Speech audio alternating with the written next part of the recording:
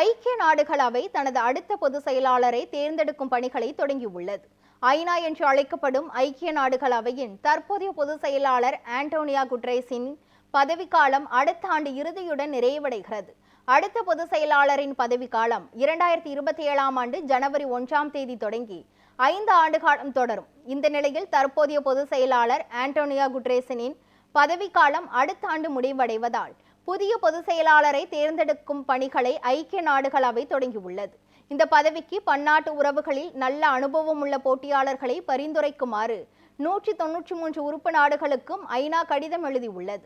ஐக்கிய நாடுகள் பாதுகாப்பு அவையின் தலைவர் மைக்கேல் இம்ரான் கான் மற்றும் ஐக்கிய நாடுகள் பொது அவையின் தலைவர் அன்னலோனா போர்போக் ஆகிய இருவரும் ஐநாவின் 193 ஐநா உறுப்பு நாடுகளுக்கும் கூட்டாக கடிதம் எழுதியுள்ளனர்.